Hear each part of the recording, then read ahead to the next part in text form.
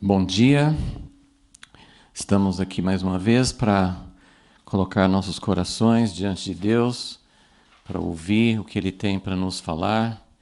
Vamos orar, vamos pedir que o Senhor ilumine os nossos corações, que nós possamos realmente ouvir a voz dEle nesta manhã. Senhor, nós queremos exaltar a Ti, Senhor, se até um rei pagão pôde conhecer um pouco de quem o Senhor é e exaltar o Teu nome e reconhecer a Tua soberania há tantos anos. Lá no passado, ele teve que reconhecer que era o Senhor que governava todas as situações. E hoje nós queremos trazer essa verdade para bem perto de nós. Nos nossos dias hoje, nós queremos ver e queremos entender, porque é uma verdade ao mesmo tempo óbvia, mas também difícil da gente saber como aplicar. Como nós podemos encarar a tua grandeza, como nós podemos encarar a tua soberania nos acontecimentos de hoje. Queremos aprender, Senhor, queremos estar também preparados para aquilo que vai acontecer no futuro. Senhor, nós estamos vivendo em tempos realmente importantes, em tempos em que o Senhor está mexendo com as nações, mexendo com o mundo, mexendo com a preparação de todo o contexto que vai preparar o caminho para a tua volta. Então, Senhor, que tempos importantes, que tempos críticos, que tempos emocionantes, que tempos que nós estamos vivendo, mas nós precisamos estar ligados a Ti, Senhor. Por isso, nesta manhã, fala conosco através da Tua palavra, que o nosso coração possa estar totalmente aberto, Senhor. A Tua palavra vem para quebrar os nossos pensamentos e para colocar os Teus pensamentos no lugar dos nossos. Por isso, Senhor, pedimos, Senhor, apague, ó Deus, aquilo que nós construímos e edifique aquilo que é do Teu reino. Em nome de Jesus. Amém. Então, nós estamos continuando aqui com Daniel capítulo 4. Fizemos só uma introdução na última aula, falando sobre essa primeira, esse decreto, né, que o Nabucodonosor fez nos primeiros 3 versículos. Então, só relembrando o que nós vimos na aula passada, que esse é o 4º capítulo de Daniel e também o 4º episódio do rei Nabucodonosor. Então, ele, no capítulo 1, como conquistador, no capítulo 2, naquele outro sonho, ele foi visto como a cabeça de ouro daquela estátua da sequência de reinos. No capítulo 3, ele fez uma estátua de ouro, representando a si mesmo, que foi o máximo, o auge da sua autoexaltação. E agora no capítulo 4 vamos ver como ele foi humilhado dessa posição tão alta que ele chegou. Então, essas foram o que nós vimos na aula passada. Nós também vimos que Deus foi exaltado na terra. Deus é exaltado no meio do seu povo, Deus é adorado, Deus é admirado no meio da sua igreja, do seu povo, da sua nação de Israel. Mas Deus quer ser exaltado em toda a terra. E no Antigo Testamento nós temos 3 ocasiões específicas em que ele foi especialmente exaltado diante de outras nações, diante das nações que eram consideradas as mais importantes da época, que seria no caso do Egito, no início, né, no Êxodo, quando o povo estava sendo escravizado ali. Ele foi exaltado durante o reinado de Davi e Salomão, mas chegando a um auge no tempo do rei Salomão. E ele foi exaltado nessa época que nós estamos estudando agora, que Deus mostrou sua grandeza, mostrou sua soberania para esse que era na época também o mais poderoso. Assim como o faraó na época dele era o mais poderoso, pelo menos da região, do mundo conhecido ali, Nabucodonosor também aqui é o rei mais poderoso. Deus não faz isso sempre. Houve muitos impérios na história do mundo, houve muitas muitos grandes reis, grandes imperadores, grandes impérios na história da humanidade, e nem sempre Deus fez questão de se manifestar ali como o mais poderoso, ou como o soberano. Nem sempre Deus se revela. São momentos muito pontuais, muito específicos na história em que Deus decidiu se revelar como um pequeno vislumbre daquilo que vai acontecer no fim. E é isso que nós estamos querendo entender. Então, nós vimos que nessas 3 ocasiões em que Deus se manifestou a outras nações, não a todas as nações da terra, porque eram poucas nações conhecidas, pelo menos por ali no Oriente Médio, mas Deus se revelou além das fronteiras, além dos limites da sua nação de Israel. Deus se revelou. E é algo que a igreja sempre almeja. Quando que o mundo vai tomar conhecimento de quem é Deus? Quando é que o mundo vai entender que o nosso Deus é o verdadeiro Deus? É um anseio. Mas nessas 3 ocasiões em que Deus fez um vislumbre disso, Deus deu um pequeno gosto antecipado do que será no final o seu reinado sobre toda a terra, ele se manifestou como alguém que realmente está acima dos soberanos mais importantes e mais poderosos. Mas isso foi muito curto, foi um momento. Deus se manifestou no caso do Egito, ele manifestou seu poder, né, com as pragas do Egito, mostrou que ele tinha um povo, que era o povo de Israel, e que ele queria que esse povo saísse. Então, nós vemos isso acontecendo no tempo do rei Salomão. Deus começou a mostrar realmente essa visão de um povo dele que seria uma bênção e uma glória para Deus em toda a terra. Em Babilônia, agora nós estamos vendo que Deus também se manifesta não tanto com milagres, mas com demonstrações sobrenaturais do poder de Deus. Então, é isso que nós estamos vendo. Então, hoje nós vamos ainda mostrar um pouquinho sobre como isso aponta para o fim dos tempos. No seu esboço também está esse ponto. Basicamente, esses mesmos 3 pontos estão no esboço, na letra B, em que nós colocamos assim, que aponta para o final da história. E só relembrando também da aula passada, porque assim, é muito interessante quando a gente vê uma mesma personagem representando 2 coisas totalmente diferentes.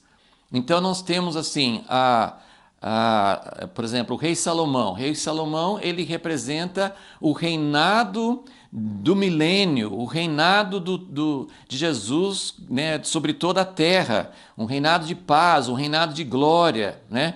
Então isso é maravilhoso a gente ver. Só que o mesmo homem, a mesma personagem, também acabou sendo uma demonstração da fraqueza, do orgulho do homem, de como o homem, quando ele se exalta, o homem, quando ele toma a glória para si, ele pode passar a não representar mais a grandeza de Deus. Então, o mesmo rei Salomão é uma figura do reinado de Cristo, e ele também é uma figura de como o homem chega no trono. O que acontece quando o homem se assenta no trono que pertence somente a Deus?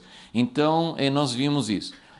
Agora, Nabucodonosor, ele também é visto de 2 maneiras diferentes.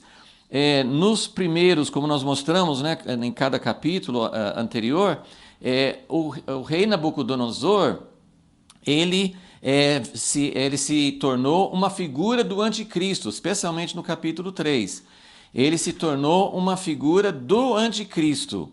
Então, nesse papel, né, no capítulo 3, ele chama toda a terra todos os povos da terra, todas as nações, todos os líderes, ele chama para adorar essa imagem falsa. Então, aí ele tem todos os aspectos desse momento que a gente percebe, que nós já estudamos no capítulo 3. Agora, no capítulo 4, como eu já mostrei na aula passada, Nabucodonosor já não é mais uma figura do anticristo, porque o anticristo nunca vai reconhecer a soberania de Deus como nós temos aqui nesse capítulo. Então, o que é que Nabucodonosor representa e o que essa época, o que esse capítulo mostra para nós? Então, são esses 3 pontos que eu queria ver com vocês antes da gente entrar de fato no relato do capítulo 4, que vai contar esse segundo sonho de Nabucodonosor. Então são 3 aspectos que eu quero mostrar que esse capítulo aponta para o tempo do fim. O primeiro a gente também já começou a falar na aula passada, que é o momento na história, e a gente fala um momento, mas isso não vai acontecer de uma forma instantânea.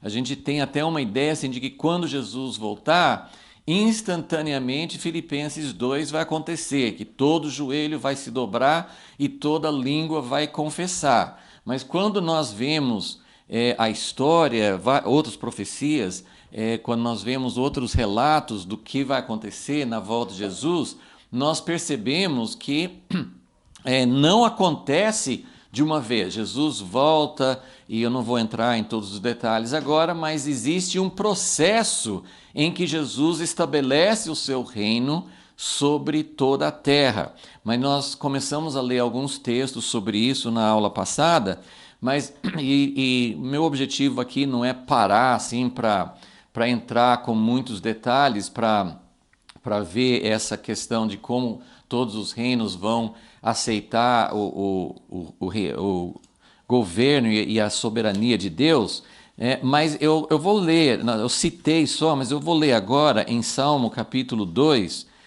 temos várias descrições semelhantes a essa aqui. Só para a gente... tem um aspecto que é mais enfatizado nas Escrituras, então nós temos uma imagem mais forte quando nós pensamos no tempo do fim, quando nós pensamos na volta de Jesus, tem algo que nos chama bastante atenção. E está aqui no Salmo 2, começando no primeiro versículo. Por que conspiram as nações e os povos imaginam coisas vãs? Só para parar aqui, nós temos, claro que em todas as épocas acontece algo semelhante a isso. Em todas as épocas, todos os grandes impérios, todos os homens que, mesmo que não fosse um império, todos os governantes, e eu tenho enfatizado que isso acontece em graus menores, dentro até de uma empresa ou dentro de uma igreja, nós temos esse aspecto em que a pessoa, quando assume o poder, e pode ser um poder muito baixo relativamente, mas quando a pessoa começa a assumir um lugar de poder, entra esse vírus terrível, essa semente da serpente, né, que vem desde o Jardim do Éden, né, que a descendência da serpente vai lutar contra a descendência da mulher. Então, durante toda a história, nós temos o reino de Deus em contraste, em contraposição ao reino de Babilônia, o reino de Satanás, o reino deste mundo. Então, aqui fala, por que conspiram as nações? Né? Se tem uma palavra que está muito em moda hoje, é conspiração. Por que conspiram as nações? E os povos imaginam coisas vãs. Só um parêntese, porque isso nunca houve tantas teorias, porque hoje nós temos meios de divulgar as teorias. As pessoas sempre tiveram essa tendência de imaginar coisas vãs, como está dizendo aqui, mas hoje nós temos tantos meios eletrônicos para divulgar ou as nossas opiniões ou as opiniões dos outros.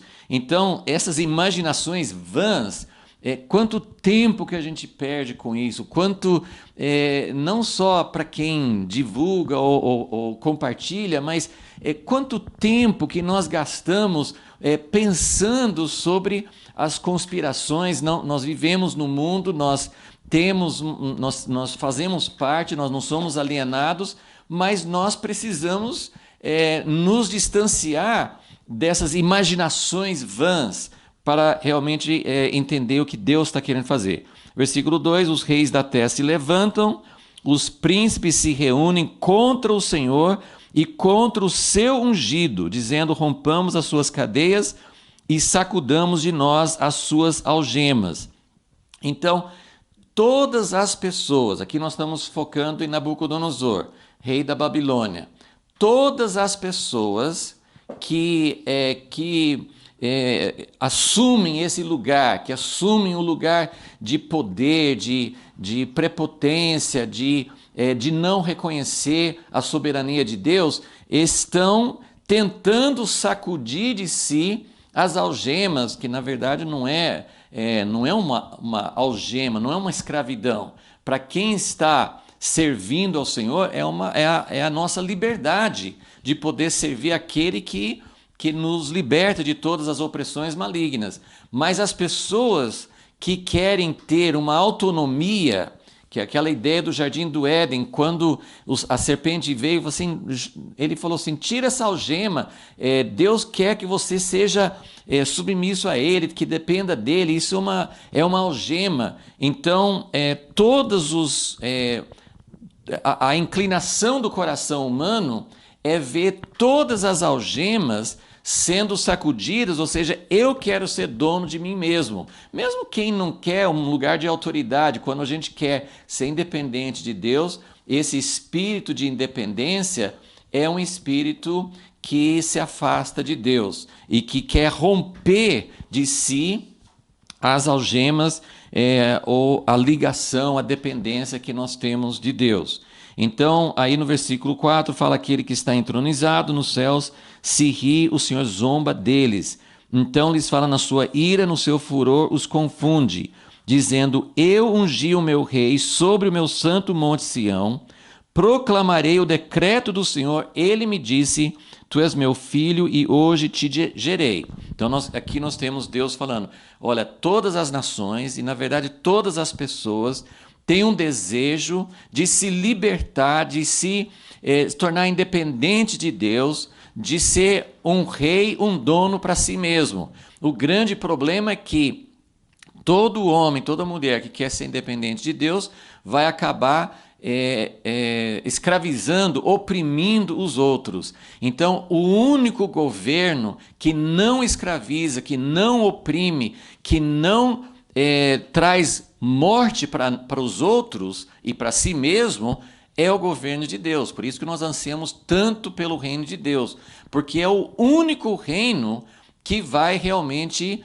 trazer liberdade aos cativos e trazer o alvo, o propósito para o qual nós fomos criados. Nós vamos poder viver em pleno exercício daquilo que o Senhor preparou para nós.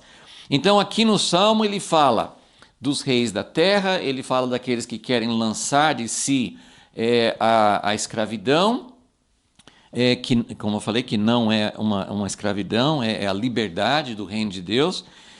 E Deus fala assim, isso tudo é em vão, são pensamentos vãos, são imaginações vãs, mas eu coloquei o meu filho, eu estabeleci o meu reino, o meu rei, e ele vai reinar no meu santo monte Sião. E aí ele fala no versículo 8, o pai falando para o filho, pede-me e eu te darei as nações por herança e os fins da terra por tua possessão. Agora o versículo 9, que é essa parte que eu queria chamar a atenção, que realmente é muito enfatizado, não vou mostrar outros textos, mas tem muitos lugares no Antigo Testamento e no Novo Testamento, mas ele fala, tu os regerás, Salmo 2, versículo 9, com vara de ferro, tu os despedaçarás como a um vaso de oleiro. O que eu quero chamar a atenção aqui? quando Jesus voltar, e isso fica muito claro até quando o livro de Apocalipse mostra isso, não tenho tempo para abrir lá agora, mas Apocalipse 19 mostra a volta de Jesus, como ele vem montado num cavalo branco, e ele tem uma espada, ele tem uns exércitos junto, e nesse momento que ele volta, o anticristo e todas as suas forças vão se reunir, como mais ou menos está descrevendo aqui também no Salmo 2, vão se reunir contra. Eles não vão se render na hora que Jesus vem, eles não vão se render automaticamente. Eles vão lutar contra ele. E aí tem todo o contexto que provavelmente, assim, como nós, não provavelmente, né, mas as profecias, né, Zacarias 14, as profecias, várias profecias na Bíblia, descrevem essa batalha de todas as forças de Satanás, do anticristo, da besta, todas as forças contra Jesus em torno da nação de Israel e da cidade de Jerusalém. Então vai haver uma guerra, e nessa guerra Jesus, claro, vence, e aí nós temos essa ideia assim de que Jesus vai despedaçar, ele vai vencer, ele vai romper todas as forças que são contra ele. Nós não temos os detalhes disso, mas, como eu falei, isso pode até ser um processo.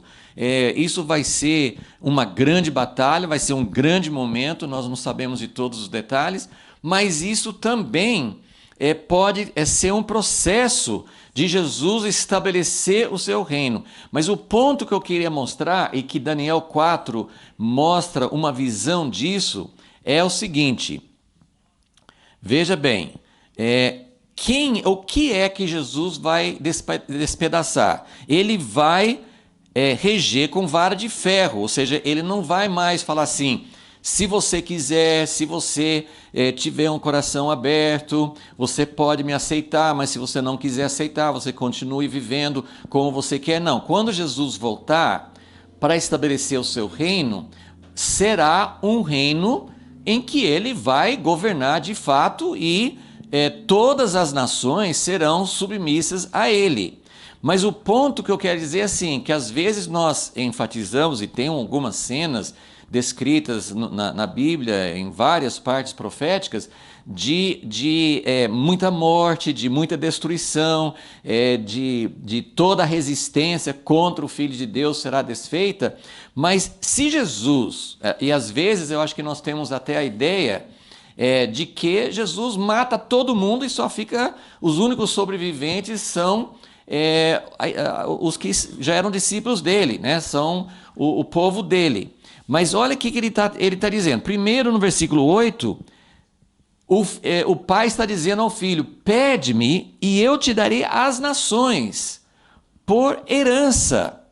Então, eu não tenho nós não temos muitos detalhes sobre isso, mas eu queria que você abrisse sua mente, o seu coração, para entender que as escrituras proféticas também apontam que muitos reis, e é nesse ponto que entra Daniel 4 e o rei Nabucodonosor nesse momento, que não está sendo visto como uma figura do anticristo.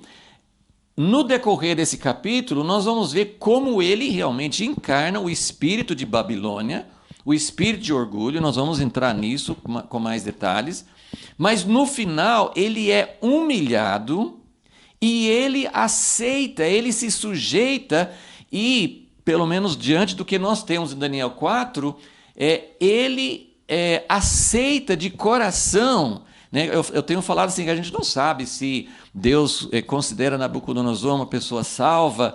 A Bíblia não fala sobre esse tipo de classificação que nós temos hoje, mas Nabucodonosor aceitou. Ele levantou a cabeça no fim desse capítulo e disse, no início do capítulo, ele já está fazendo essa proclamação: bendito seja o verdadeiro Deus, né? Quão grandes são os seus sinais, quão poderosas as suas maravilhas, o seu reino é um reino sempre eterno. Então, o que eu quero mostrar? Que mesmo no Salmo 2, e depois eu vou mostrar um outro texto, e não vamos ter tempo assim, de ler vários outros, mas eu quero mostrar que todos os reinos, no final, se submeterão ao reinado de Jesus. Mas alguns vão fazer isso voluntariamente. E Nabucodonosor nos dá um vislumbre disso também.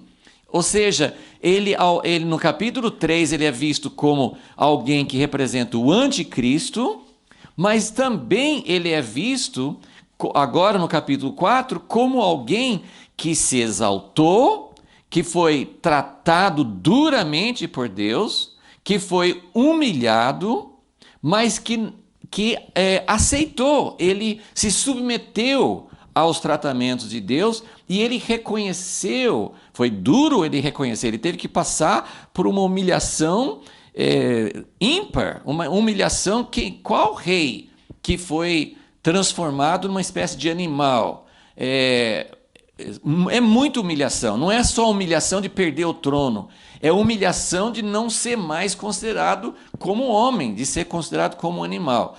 Então, foi muita humilhação para que ele pudesse, de fato, reconhecer. Então, só vamos continuar aqui um pouquinho no Salmo 2 para ver que o propósito de Deus é sempre redentor. Deus quer redimir, Deus quer restaurar. Não é desejo de Deus trazer juízo. Ele traz isso porque ele é justo e que precisa ser feito, mas isso não ele não faz isso por gosto. Ele virá e ele vai reger com vara de ferro, ele vai despedaçar. O que ele vai despedaçar?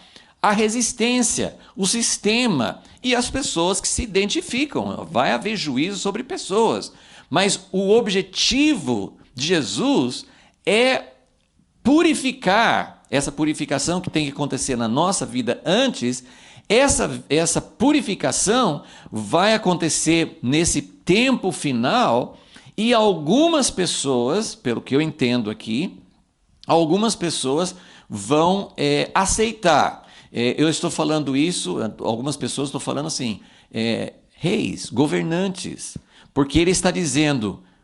esse salmo é um chamado, e tem outros na Bíblia, é um chamado que está dizendo, tome cuidado, olha como esse salmo vai prosseguir. Então no versículo 9, o filho vai reger com vara de ferro, ele vai purificar, ele vai limpar a terra desse mal que é o orgulho, que é a exaltação, que é tomar o lugar de Deus.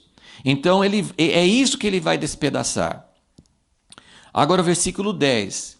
Se Deus não tivesse um propósito, se Deus não desse uma chance, se Deus não quisesse e se Deus não pudesse aceitar que alguns governantes orgulhosos, como Nabucodonosor, se ele não quisesse que alguns se sujeitassem ao seu governo voluntariamente para não serem despedaçados, nós não teríamos o versículo 10. Salmo 2,10. Portanto, ó reis, sede prudentes, deixai-vos instruir, juízes da terra, servi ao Senhor com temor e alegrai-vos com tremor.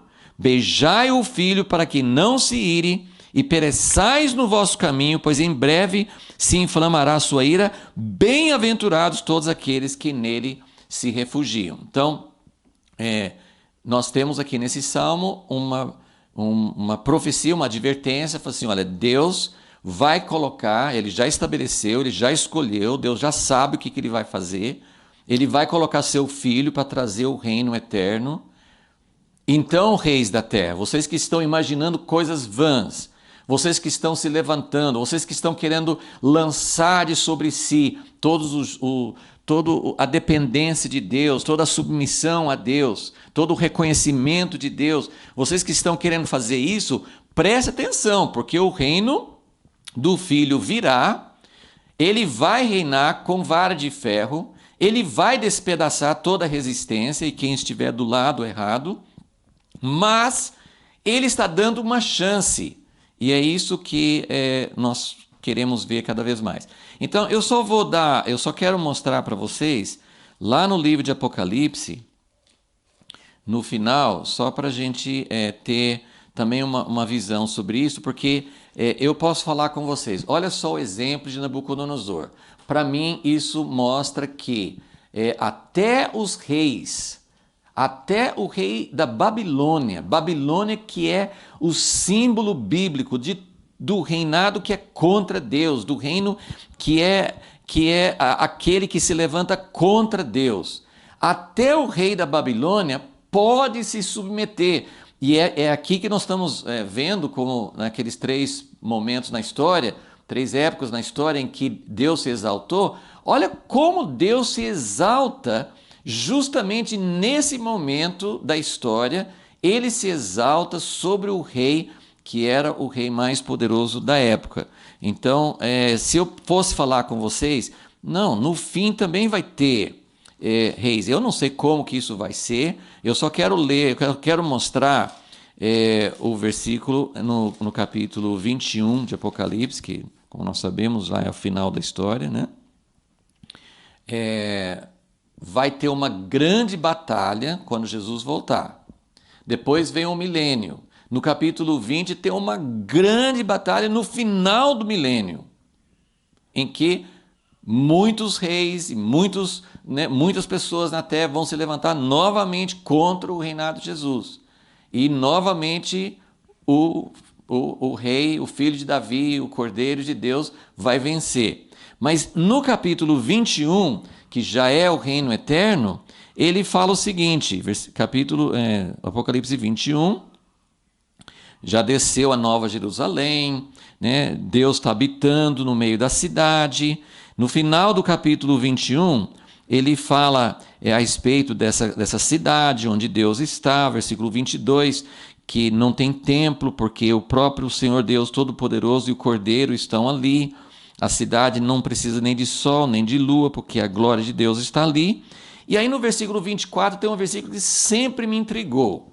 Porque por causa dessa visão que a gente tem de que quando Jesus voltar, ele vai esmagar, ele vai pisar todo mundo, ele vai aniquilar, ele vai acabar com tudo.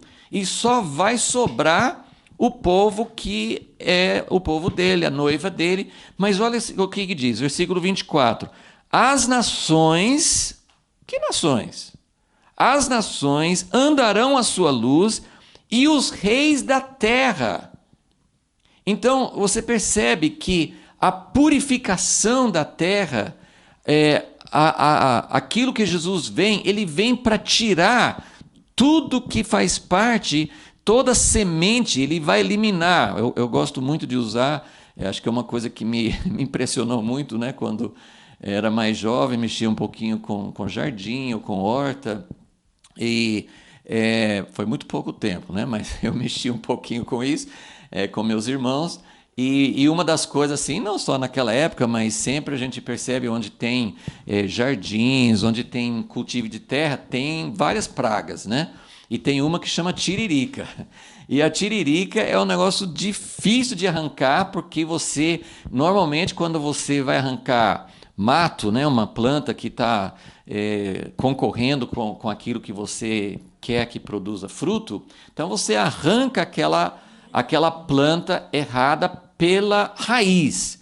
Você arrancando a planta pela raiz, pronto, acabou. Se você cortar só no nível da terra, a raiz vai brotar de novo. Mas você arranca a planta pela raiz, acabou. Tiririca não, porque ela tem uma rede de batatinhas, ela tem raízes que se ramificam embaixo da terra. Então você cava, você tira a raiz, você até tira, você vê que tem uma ramificação, você tira aquela outra também, mas sempre ficam. A tiririca é uma praga que é muito difícil de acabar porque ela tem muitas ramificações. Então eu estou usando isso para dizer o orgulho humano.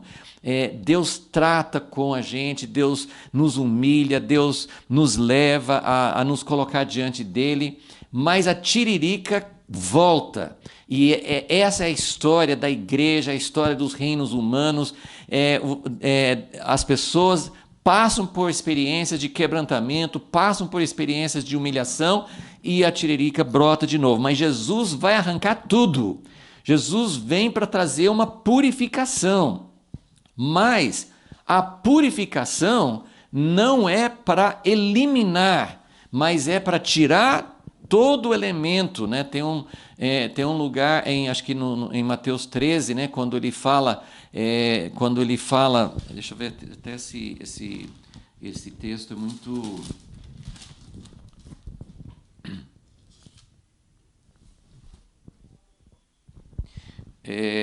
eu não sei se ele fala que ele vai tirar, acho que não é nessa que eu estava imaginando, mas tem um lugar que ele fala que ele vai eliminar tudo que faz mal do seu reino, ele vai tirar. Então, essa é exatamente isso que Deus vai fazer. Ele vai eliminar todas as coisas que fazem mal e que possa trazer algo maligno, toda semente maligna no reino, na terra, ele vai tirar tudo. Porque o reino eterno não vai ser mais esse reino que sobe e desce, né? Vai ser um reino eterno. Então, as nações andarão à sua luz e os reis da terra trarão para ela a sua glória e honra. Bom, tem Isaías 60, tem Salmo 72, que a gente até citou na aula passada, que falam assim de toda a terra servindo a Deus. É verdade que alguns dobrarão o joelho por obrigação, mas por isso que no final do milênio, mesmo depois de 1000 anos do reinado perfeito de Jesus, ainda haverá umas sementes malignas que ele vai tirar por fim e vai eliminar tudo que faz mal do seu reino e vai colocar o seu reino em perfeição. Então, é nesse sentido que esse capítulo aponta para o fim.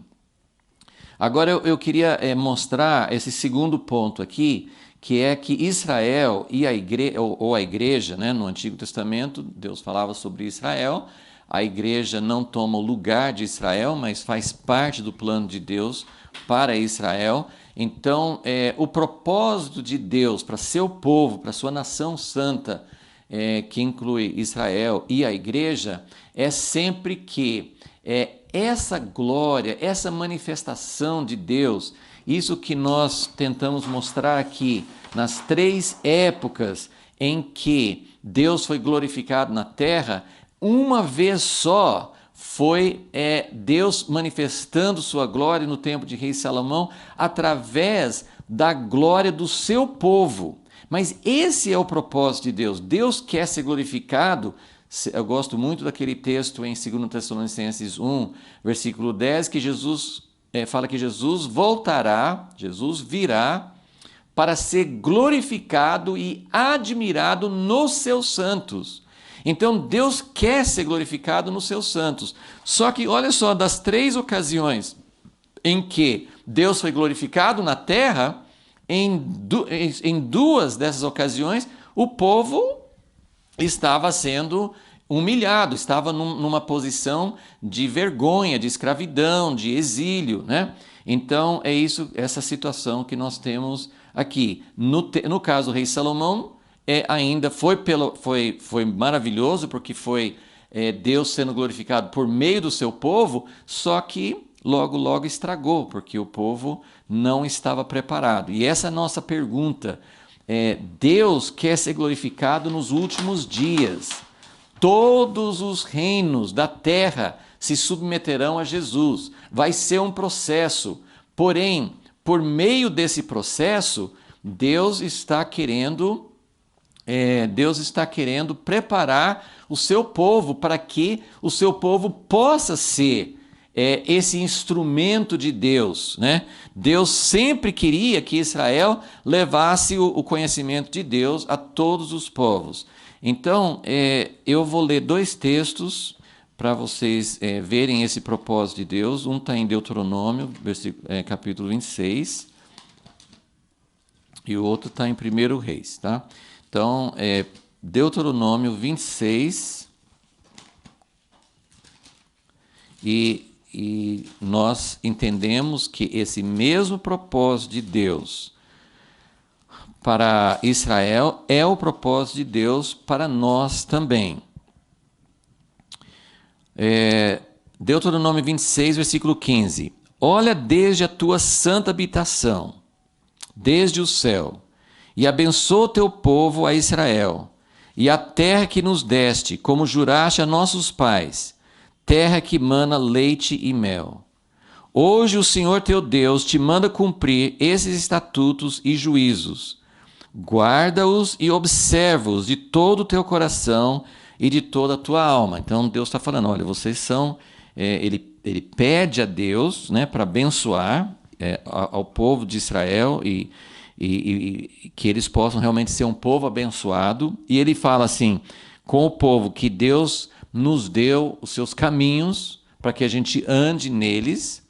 Versículo 17, hoje declaraste que o Senhor é teu Deus, é uma aliança, é uma resposta do povo a Deus, é uma resposta que nós queremos dar, não só dizendo nós nos convertemos, eu aceitei Jesus como Salvador, Senhor da minha vida, mas é algo que vai muito além, como nós sabemos, é ser povo de Deus, é se submeter completamente aos caminhos de Deus, andar em amizade, em aliança com Ele. Então, hoje declaraste que o Senhor é teu Deus, que andarás nos seus caminhos e guardarás os seus estatutos, seus mandamentos e seu juízo, e darás ouvidos à sua voz. E hoje o Senhor te declarou que serás para Ele um povo particular, ou peculiar, ou especial, como te tem dito, e que guardarás todos os seus mandamentos. Para assim, o versículo-chave é 19, para assim te exaltar em louvor, em nome e em glória, sobre todas as nações que criou, e para que sejas povo santo ao Senhor teu Deus, como tem dito. Então, o que Deus quer fazer, o que Deus quis fazer, o que Deus quer fazer, o que Deus vai conseguir fazer no tempo do fim? Ele quer um povo que seja realmente dele, e que esse povo que realmente anda com ele. E meus queridos irmãos, no Antigo Testamento o povo entendia muito como lei, Deus deu a lei é muito importante para entender os caminhos de Deus, mas se você olhar principalmente o livro de Deuteronômio, que é um dos meus livros favoritos na Bíblia, porque Moisés, depois de tudo que ele fez, que ele foi usado por Deus para tirar o povo do Egito, ele subiu no Monte Sinai, ele passou a lei, ele passou as instruções para o tabernáculo, mas aqui no livro de Deuteronômio é a despedida, e ele passa o coração dele e o coração de Deus, principalmente o coração de Deus. E nesse livro de Deuteronômio, muitas vezes Deus fala, eu quero circuncidar o seu coração, eu quero que você, o que eu desejo de você? Que você me ame, de todo o seu coração. Então, se nós ser povo de Deus, assim como naquele tempo, eles achavam assim, não, a gente tem a lei, a gente tem um sacerdote, a gente tem o templo. Se nós formos assim esse povo de Deus, fizemos aliança com Deus, se nós formos o povo de Deus, então tá feito, né? Deus é nosso Deus, ele vai nos abençoar, ele vai mostrar para todas as nações que nós somos o melhor. Mas não é esse o caminho, assim como não é o caminho hoje a gente pensar porque nós temos cultos, que nós temos igrejas, porque nós somos um povo que nós temos várias características talvez que nos definam, mas a característica que define o povo de Deus é amar a Deus e ouvir a sua voz. Essa é a característica principal.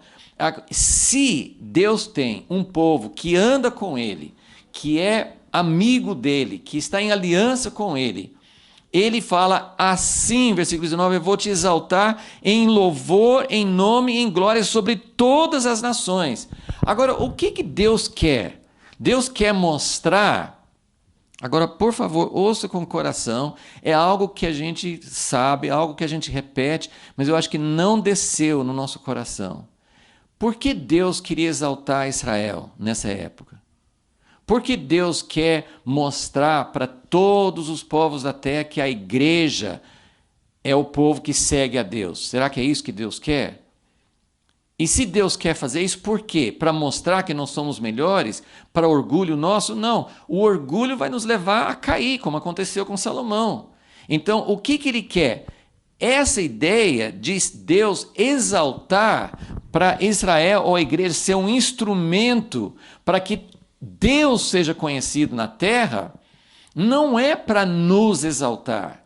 O objetivo não é, eu ter um povo na terra. Naquela época, né, era Israel. Deus tem um propósito especial para Israel até hoje. Então, nós podemos falar assim, não, Deus tem um povo especial, diferente, é o povo de Israel. Os judeus são melhores do que todos os outros. E aí Israel fica soberbo, os outros ficam com inveja, e é uma situação que não glorifica Deus. Então, o que Deus realmente quer? Então, vamos ver em 1 Reis 8, na oração do próprio rei Salomão, nós vamos ver exatamente o que Deus realmente queria. Por que ele queria exaltar? E como que Deus quer que Israel e igreja sejam instrumentos dele nos últimos dias. Então, preste bem atenção, só uma partezinha dessa oração maravilhosa em 1 Reis 8.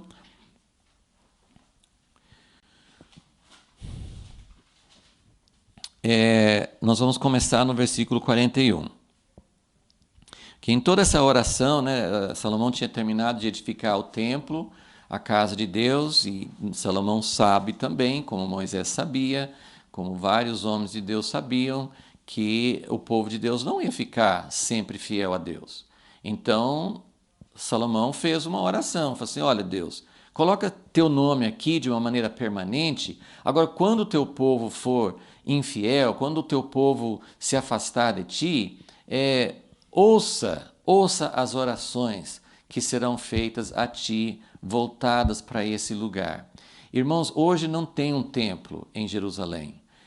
Como todos sabem, né, tem o Muro das Lamentações, tem mesquitas e lugares sagrados dos muçulmanos no lugar onde estava o templo. E claro que a nossa ideia não seria uma casa física, mas isso aqui também é só um parênteses. Orar em direção a Israel, a Jerusalém, é orar para que o reino de Deus seja estabelecido, porque a casa de Deus em Jerusalém, o lugar onde Jesus vai reinar, representa o reino de Deus. Então, quando nós oramos em direção a Jerusalém, nós estamos orando em direção a uma restauração. Deus vai restaurar Israel, Deus vai fazer algo, né? São muitos aspectos proféticos que vão acontecer, né? Antes e durante e depois da vinda de Jesus. Mas hoje, orar em direção a Jerusalém é orar em direção a esse lugar, porque Salomão orou, falou assim, Deus, coloca os teus olhos nesse lugar, não tirem nunca. Aí Deus falou assim, tudo bem, eu vou colocar meus olhos nesse lugar, mas o templo foi destruído. Então como é que ficou? Deus quebrou a promessa? Não. Deus ainda está olhando para esse lugar, não como apenas, é um lugar geográfico significativo, mas mais do que isso, representa o reino de Deus. Mas olha o que ele fala então, versículo 41. Também ao estrangeiro, que não for do teu povo Israel. Então nós estamos querendo ver o que Deus queria fazer com Israel. Também ao estrangeiro que não for do teu povo Israel, porém vier de terras remotas, por amor do teu nome. Pois ouvirão do teu grande nome. Como é que eles vão ouvir do grande nome de Deus? Por meio do povo dele. Da tua forte mão, do teu braço estendido. O que é a sua forte mão, teu braço estendido? São as coisas que Deus fez para salvar, proteger, restaurar, libertar o seu povo. Mas o objetivo não é assim, olha, só eles que são bons. O objetivo é para que as pessoas de todas as nações possam ouvir o teu grande nome e tua forte mão e orar voltado para esta casa. Versículo 43. Ouve tu nos céus, lugar da tua habitação, faze conforme tudo que estrangeiro a te clamar. Por quê? A fim de que todos os povos da terra conheçam o teu nome, para te temerem como teu povo Israel, e para saberem que pelo teu nome é chamada esta casa que edifiquei. Então nós estamos falando, resumindo, nós estamos falando o seguinte: esse capítulo aponta para um tempo do fim, quando todos os reinos vão reconhecer a Deus. Nabucodonosor, Deus deu a ele a oportunidade. Ele passou tempo terrível, como nós vamos estudar nas próximas aulas, mas ele teve uma oportunidade ímpar, inédita, de como um grande soberano pagão de um império, ele teve a oportunidade de se sujeitar a esse rei que vai reinar sobre toda a terra. E ele fez isso voluntariamente igual a gente. Por que a gente está quebrantado diante de Deus? Porque Deus muitas vezes pesa a mão, através das experiências duras que nós chegamos a nos humilhar diante de Deus. A Bíblia fala, humilhai-vos. Mas como que a gente se humilha? Deus tem os seus meios. Então, como alguém disse com muita propriedade, quando você pede a Deus, Deus me dá humildade, lembre que tem um meio de Deus, né, para fazer isso. Então, Deus quer todos os reinos. Agora, como que Deus vai conseguir isso? Deus quer usar o seu povo.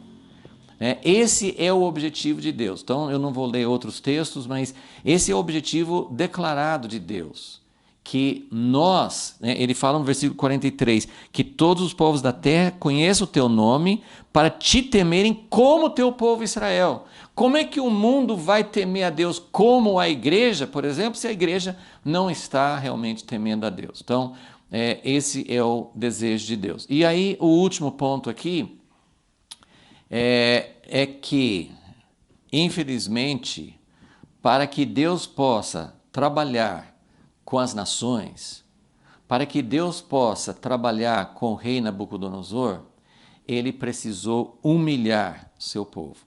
Então, Deus quer todos os reinos, Jesus vai voltar para reinar sobre esses reinos, é ele que vai estabelecer o cetro de ferro, a vara de ferro, para realmente colocar o seu domínio sobre toda a terra.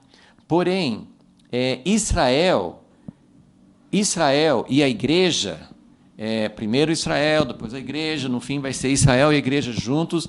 Deus quer fazer algo por meio do seu povo. Deus quer ser admirado por meio do seu povo. Salomão orou para que Deus pudesse atender os estrangeiros que viessem de outras nações por causa do grande nome de Deus no meio da igreja. Agora, a pergunta é, por que isso não aconteceu no Antigo Testamento? Aconteceu só num período e mesmo assim foi muito passageiro, porque já o povo de Deus estragou o que Deus queria fazer. Por que isso não tem acontecido por meio da igreja? Por que, assim, a gente pode dizer assim, não, isso vai acontecer quando Jesus voltar. Não, tem todo um caminho para isso. Tem um caminho, a Bíblia fala, João Batista veio para preparar o caminho para a primeira vinda. Tem um caminho, os profetas falavam do profeta Elias, tem um caminho que precisa ser preparado para que Jesus possa voltar. Os reinos da terra não se submeterão à soberania de Jesus antes dele voltar. Isso não vai acontecer, mas o caminho será preparado. Agora, a pergunta é, por que não está acontecendo isso? Isso não está acontecendo porque precisa acontecer o terceiro ponto aqui, que é a humilhação. Então, quando foi... Então, agora vamos olhar de novo esse contexto. Quando foi que o rei Nabucodonosor foi humilhado diante de Deus e depois aceitou a soberania de Deus sobre a vida dele? Quando foi? Justamente no período de maior humilhação de toda a história. Se você pode comparar com o tempo do Egito, que o povo eles eram escravos, mas eles estavam ali como escravos, como já disse, não porque eles foram infiéis, porque Deus os colocou ali para julgamento. Não, Deus mandou que Jacó fosse para o Egito, porque não tinha chegado o tempo, como Deus revelou para Abraão. Falou assim, olha, eu vou dar essa terra para vocês, mas não está na hora ainda. Isso representa algo importante. Quando que vem o juízo de Deus? Tem muita gente que fala assim, Deus, vem já e julga todo esse povo ímpio. E a Bíblia fala que Deus não quer que ninguém pereça. E o Filho de Deus, no Salmo 2, está pedindo ao Pai as nações por herança. Ele não quer tudo destruído. Ele não quer voltar e pisar em todos os seus inimigos só para dizer que ele é o rei. Ele quer as pessoas se submetendo, conhecendo a ele. Isso precisa acontecer por meio da igreja, por meio de Israel. Deus vai fazer algo tremendo em Israel. Na igreja, na união dos dois, tem coisas tremendas que a Bíblia fala, e Tessalonicenses fala, que Jesus vai voltar para ser admirado nos seus santos. Eu pergunto, se Jesus voltar hoje, ele vai ser admirado ou ele vai ser envergonhado por causa da própria igreja que não tem entendido o que é seu reino e não tem saído, não tem se tornado livre do espírito e do reino babilônico. Então, algo precisa acontecer. E essa palavra, ela não é muito gostosa de ouvir, porque eu não sei como Deus vai agir, eu não sei quais são os próximos passos. Claro que nós estamos vivendo no meio de uma grande crise nesse momento, mas nós não sabemos se essa é a crise que vai realmente gerar o que Deus está procurando. A nossa oração tem que ser mais do que, Senhor, livra-nos dessa crise, livra-nos desse vírus, livra-nos dessa situação econômica, política, livra-nos disso. Não, a oração de Deus é, Pai, glorifica o teu nome. Pai, prepara algo, e no meio do tempo de maior humilhação, a Bíblia tem isso como muito claro, que o cativeiro babilônico foi a maior humilhação da nação de Israel na história. Depois veio uma segunda humilhação, que foi no ano 70. Mas até então, essa humilhação de Babilônia foi a maior humilhação da história, em que eles já tinham sido, né, as 10 tribos tinham ido para o cativeiro, algumas levas tinham ido antes de Judá, mas no fim chega esse rei Nabucodonosor e ele destrói Jerusalém. A alegria do povo de Deus e as profecias que Deus habitaria ali. Então, ali acabou o sonho, acabou tudo que eles tinham. Foi um momento, a gente não pode entender a profundidade com que o povo de Israel, o povo de Judá, encarou essa humilhação. Foi uma terrível humilhação. Ezequiel, nos capítulos 8, 9 e 10, ele mostra que a glória de Deus se afastou de Israel. Então, nesse tempo de maior humilhação, Deus preparou pessoas puras, Daniel e os 3 amigos, para estarem ali na sede, na raiz, no centro do mal. E eles, como tenho colocado, eles não estiveram ali para simplesmente para tentar mudar alguma coisa. Agora a Babilônia vai ser um reino transformado, eles vão seguir as leis de Deus, o povo. Não, eles não fizeram isso. Mas eles foram, né, principalmente Daniel, ele foi uma luz de Deus, ele foi a pessoa que Deus usou para levar a mensagem dele, para ajudar o rei Nabucodonosor a entender. E nós vamos falar sobre isso, vai ficando cada vez mais claro, mas como sempre gosto já de dar alguns indícios, né, da direção para onde nós vamos. E uma das coisas assim que vai valer a pena a gente repetir muitas vezes, Daniel, ele foi um instrumento de Deus para anunciar para Nabucodonosor o que aconteceria. No capítulo 2, Deus anunciou, foi um sonho que o próprio rei teve, mas Deus anunciou através de Daniel que um reino viria e esmagaria completamente não só o reino de Babilônia, mas todos os que viriam depois. Então, Deus usou Daniel para anunciar. Daniel anunciou ali para o rei, para todos que quisessem ouvir, ele anunciou que o reino humano iria acabar. No capítulo 3, Deus demonstrou para o rei Nabucodonosor que ele não mandava, ele não podia mandar aqueles 3 para a fornalha. Tinha uma ordem de Deus superior à ordem dele. Então, isso também foi algo que Deus mostrou. E agora, nesse outro episódio do capítulo 4, Nabucodonosor tem um outro sonho. E nós só vamos iniciar esse relato, né? Quero colocar algumas coisas, mas a sequência será na próxima aula. Então, Daniel 4, versículo 4. Eu, Nabucodonosor, estava sossegado em minha casa, próspero no meu palácio. Algumas outras traduções colocam como que ele estava, a minha fala sossegado, ele estava contente, ele estava desfrutando, né? Ele estava desfrutando o luxo que ele tinha. De acordo com as pesquisas, os relatos, né, que os arqueólogos têm descoberto, Nabucodonosor tinha mais de um palácio. Ele tinha vários palácios, inclusive um dos palácios era conhecido como uma das maravilhas do mundo antigo, que tinha jardins suspensos, né, que tinha a coisa mais maravilhosa, mais perfeita que alguém pudesse ter naquela época, né? Então, eu acho que eu já mencionei que esse capítulo a gente não tem a data, mas com certeza aconteceu vários anos depois dos relatos anteriores, né?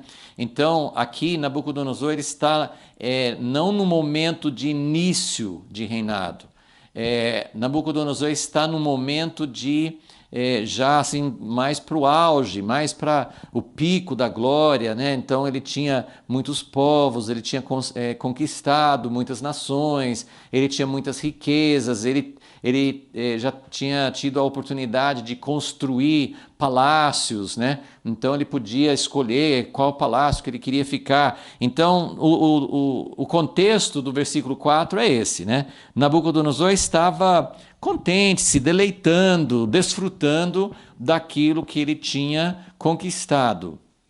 E esse momento, tem muita gente que fala que quando a pessoa tem um sonho para conquistar, às vezes o caminho para conquistar o sonho é mais gostoso do que no momento que depois que você chega lá. Tem muita gente que depois que alcança aquilo que eles queriam alcançar, se é uma posição, uma realização, uma vocação, construir uma casa, ter, sei lá, várias coisas que nós podemos desejar como sonhos pessoais.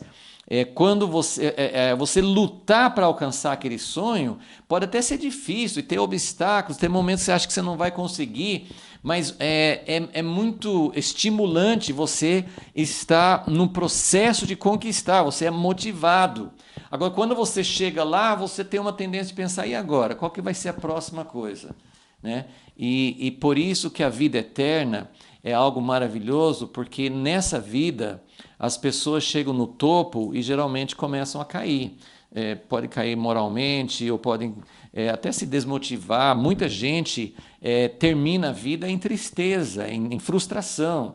Então, Nabucodonosor está nesse momento de desfrutar, de olhar para tudo que ele tinha feito. Lá no fim do capítulo, você vai que é um ano depois desse início, né? Ele começa a descrever, né, no versículo 4, e no final do capítulo nós vamos descobrir que essa sentença de Deus de que ele ia se tornar um animal aconteceu 12 meses depois. Então, olha só, né, ele estava no momento de glória, no momento de desfrutar, E nesse momento ele estava pensando, como no início da carreira dele, no capítulo 2, ele estava crescendo e ele já estava pensando: o que será de mim? O que será do meu governo? O que será depois de mim? Será que eu vou conquistar? Ele teve aquele sonho que Deus mostrou, a sucessão de reinos. Aqui também, num outro momento, por isso que a gente fala, é o segundo sonho, que é relatado na Bíblia, os dois sonhos são bem diferentes um do outro, mas tem várias semelhanças. E porque no primeiro sonho ele viu aquela estátua e Daniel interpretou que ele era a cabeça de ouro. Nesse segundo sonho, ele vai sonhar sobre uma grande árvore, uma imensa árvore que estava cobrindo toda a terra, né? E essa árvore era Nabucodonosor. Então tem essa semelhança, né, de que nos sonhos ele se vê como alguém que tinha alcançado uma grande realização, né? Então nos dois casos você percebe que Nabucodonosor ele ficava refletindo. Isso é uma coisa importante. Tem gente que não gosta de ficar pensando sobre o futuro, sobre qual o propósito, vai vivendo, vai vivendo.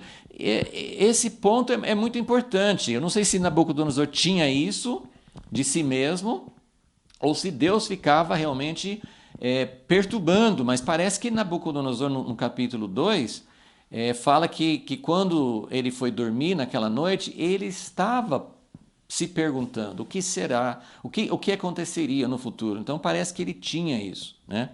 Então o versículo 5 fala: tive um sonho que me espantou.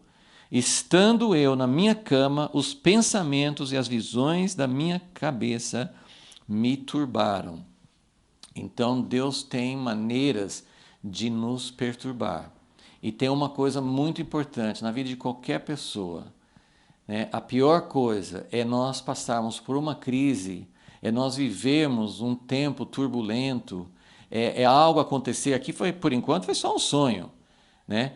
Mas a pior coisa é a gente ter a oportunidade que Deus deu e não aproveitar.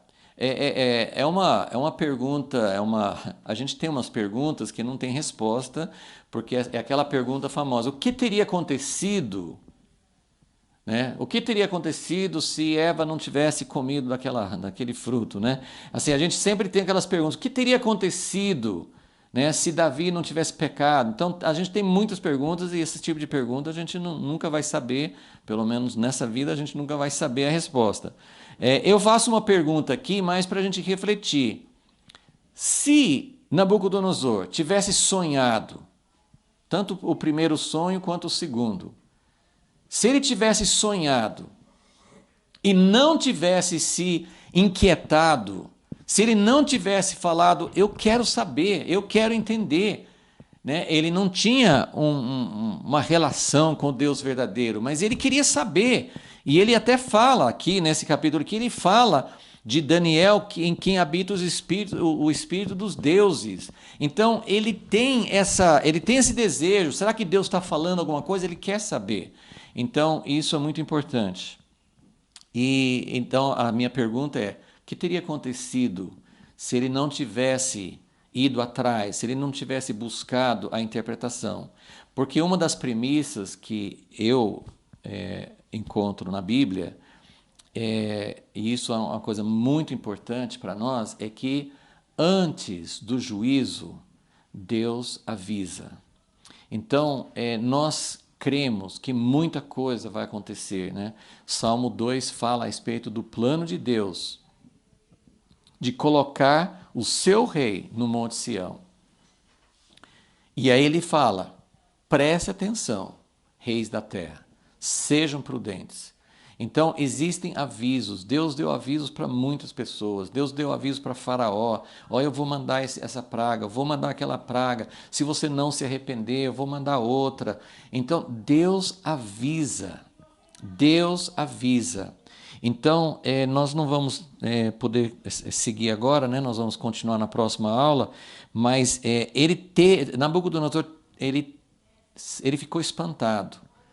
Ele ficou espantado, ele ficou perturbado, ele queria saber. E por meio dessa abertura que ele teve, claro, foi por uma iniciativa de Deus. Eu não posso dizer que se ele não tivesse procurado saber, que Deus não ia avisar, mas pelo menos foi o meio que Deus usou. Por meio desse sonho e por meio de Daniel, Deus deu uma advertência. Deus avisou para Nabucodonosor antes. Nós podemos falar seguramente, isso vai ser assunto da próxima aula. Nós podemos falar seguramente que Nabucodonosor não teria que passar por essa situação. Ele recebeu um aviso antes. Nós vamos ver exatamente como Deus revela e Daniel não só interpretou o sonho, mas Daniel também deu a Nabucodonosor a chave. Falou assim, olha, Deus tá avisando, esse sonho é para avisar isso, isso, isso, mas não precisa acontecer isso. Pode ter uma saída. Daniel deu a saída, mas Nabucodonosor não se aproveitou disso. Então, eu estou dando alguns pontos que nós vamos explorar mais. Eu quero já colocar essa outra semente de que Deus colocou Daniel numa posição de governo, de fazer parte. Daniel fez parte do governo da Babilônia. Deus deu a Daniel uma posição privilegiada, não para que ele mudasse o sistema. Isso, eu estou frisando muito isso, que eu acho que isso é muito importante para a gente entender. Quais são os precedentes? O que Deus mostra para nós sobre a possibilidade da igreja mudar o sistema antes da volta de Jesus? Eu não vejo, eu posso estar errado, mas eu não vejo nenhuma precedência, nenhum exemplo, nenhuma promessa de Deus para nós que nós vamos mudar o sistema babilônico. Mas Deus mandou Daniel e os 3 amigos para dentro do sistema babilônico. Por quê? Daniel estava numa posição, e olha, eu falei isso acho que na última aula, pelo menos pelos relatos bíblicos, passaram-se anos sem acontecer nada. O que Daniel estava fazendo? Um dia Deus vai nos contar, né? Provavelmente Daniel fez muita coisa boa, ele deve ter dado testemunho, ele deve ter feito coisas justas, ele deve ter feito várias coisas boas como governante, como alguém com autoridade, né, dentro do sistema babilônico. Mas a Bíblia não relata isso. Por quê? Porque não é isso que Deus queria mostrar. Então, o que Deus mostra? Que Daniel estava ali, ele estava naquela posição, esperando o momento que Deus tinha para que ele falasse alguma coisa.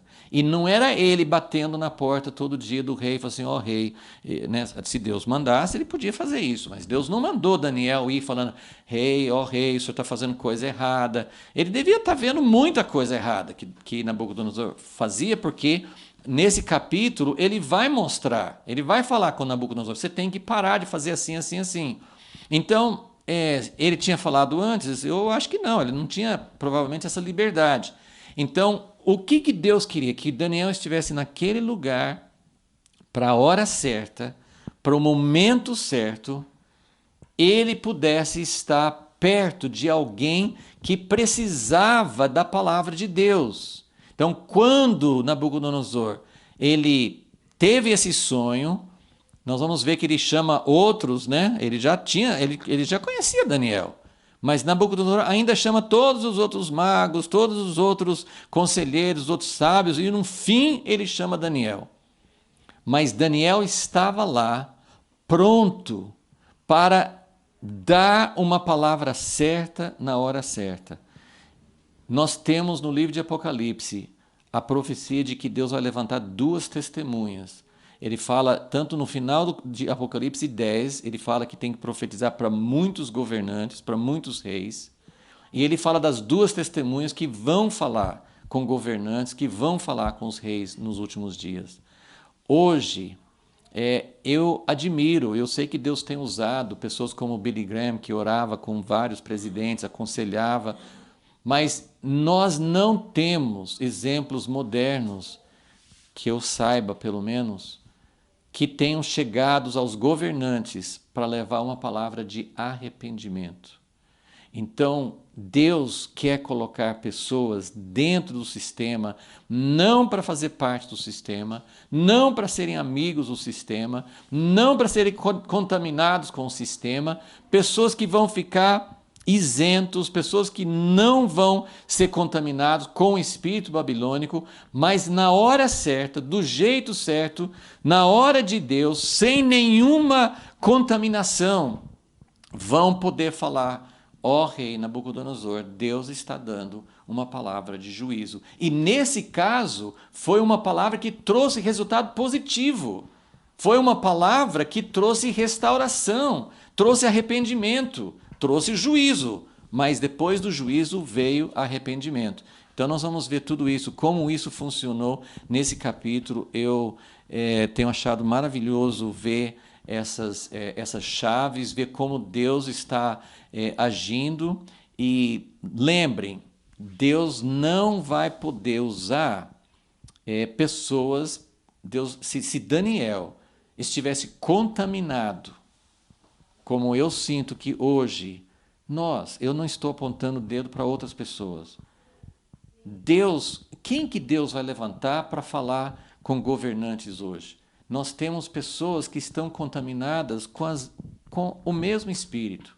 Daniel era uma pessoa que estava lá dentro, mas não tinha contaminação. E outra coisa, voltando aqui, nesses 3 pontos, Deus precisa levar a igreja e as pessoas específicas que Ele quer usar. Ele precisa nos levar por um período, por experiências. Eu não sei se isso já está em andamento, eu não sei como é que está o processo de Deus para fazer isso, mas eu sei que Deus só vai poder se manifestar na terra, ser exaltado na terra e levar reis e governantes a ouvir a palavra de Deus e a se humilhar diante de Deus, quando a igreja e as pessoas que Deus for usar passarem por um período de humilhação. Que Deus nos dê graça, que Deus nos dê um coração aberto para nós podermos entender. Deus não quer exaltar a igreja para exaltar a igreja. Deus quer mostrar ao mundo que Ele está agindo na igreja, mas o objetivo é para que as pessoas possam vir a temer a Deus. E para isso a nossa vida precisa ser transformada. A gente olha e pensa, como que uma igreja vai mostrar isso nos últimos tempos? Nós estamos quilômetros de distância. Mas Deus está agindo, Ele está agindo no subterrâneo. Ele tem pessoas nos países onde tem perseguição. Ele tem pessoas aqui, em todos os países. Ele está trabalhando. E que Deus possa trabalhar na sua vida e na minha, para que a gente possa ser instrumento para Ele nesses últimos dias. Senhor, nós te exaltamos, porque o Senhor ganhou uma vitória ímpar, uma vitória fantástica nesse capítulo 4 de Daniel, em que um homem que era orgulhoso, um homem que se colocava como maioral, ele se humilhou diante de ti. Senhor, e o Senhor usou Daniel, um homem que sabia esperar, um homem que não estava ali com uma agenda, com um objetivo, com motivações próprias. Ele estava ali porque o Senhor o plantou ali e ele estava esperando o momento que o Senhor ia usá-lo. Senhor, que nós possamos ser fiéis a Ti, que nós possamos aceitar os Teus tratamentos e a Tua maneira de agir. Nós pedimos em nome de Jesus que o Senhor tenha misericórdia de todos nós, do nosso país, do mundo, da Tua igreja, que o Senhor possa levantar, ó Deus, esse testemunho e que o Senhor possa ter um povo que vai glorificar Teu nome. Nós pedimos em nome de Jesus. Amém.